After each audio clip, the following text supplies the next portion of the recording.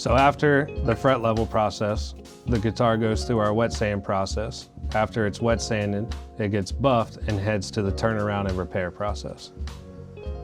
We call this part of the factory turnaround. It's called turnaround because you pick the guitar up and inspect it, and then you physically turn it around in the rack. That way we know it's ready for the next process. So we use hyper white lights in this area. That way the employees are able to see anything that's wrong with the guitar. So right here, Austin's marking up any kind of pinhole, sink, burn, any imperfection, scratches left over from buff, to be able to get the guitar cleaned up to its final state. A lot of these things you're not able to see to the untrained eye, but people like Austin have been here for many years and are trained to be able to do this. We mark the guitars up with a wax pencil. Depending on the color of the guitar, depends on the color of the wax pencil. That way you can see what's wrong with it. For example, a white guitar, you use black wax pencil. On a red guitar, you use a white wax pencil. So if it has straight scratches on it, it indicates that there's buffing scratches left over. If he circles something, then it's a sink or a pinhole or an imperfection in the finish that needs to be sanded out. Austin marks on the side of the guitar what's wrong with it. That way when it hits the next step of repair, the guys know what needs to be fixed. Even though this guitar looks like it has a lot of markings on it, this is all part of the standard process for our high level of quality. The imperfections that Austin has marked up are so small that the camera can't even pick up on what we're seeing. So at this point, Austin's repairing the guitar, all the imperfections that he marked up, he's sanding with 1500 grit sandpaper and then putting it back in the rack to be final buffed. The direction of the guitar indicates what process it's at. For example, if the guitar is pointing right, it's ready for turnaround. If the guitar is pointing left, it's ready for final buff. That's Dalton.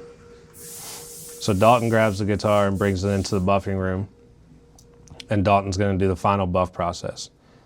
So all the markings that Austin put on the guitar, Dalton's gonna go back over the guitar and buff out everything that he marked up. Anything he might have sanded on, marked up for buffing scratches. So Dalton's on our cut wheels. Our cut wheels are what takes out the harsh scratches that might be on the guitars.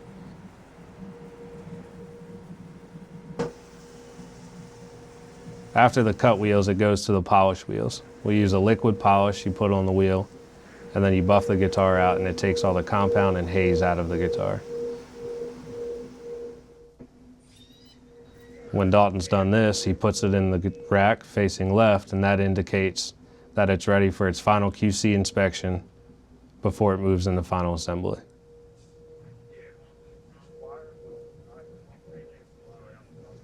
Rob's about to pick the guitar up to do its final QC check before it moves into final assembly.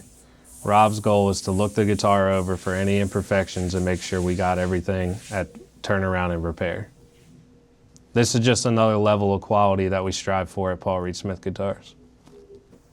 Rob knocks the hard finish off with 600 grit sandpaper and smooths that edge out for a nice round over on the veneer. Then we block the top of the veneer to make sure it's flat and get any finish off that may be left. Rob uses wax and grease remover to knock out any buffing compound that may be deep in the grain from the buffing room. Rob puts linseed oil on the fingerboard and goes back over it with furniture polish to give it that classic PRS shine. So after visual inspection, Rob takes the wire brush on the fingerboard to get out any compound dust that may be deep in the grain. Then we wipe the guitar off to make sure there's no linseed oil or furniture polish left on the finish. When Rob's done his visual inspection, he takes it over and puts it in the final assembly QC rack. This back-to-back QC process ensures that the guitar is absolutely perfect before it is ready to be assembled. If it does not pass the QC check, it comes back to the turnaround area to fix any kind of imperfection they may have found. Once it passes its final QC check, this is where it goes into final assembly, and that's when Carrie takes over. Thanks for hanging out with us in the Topcoat department.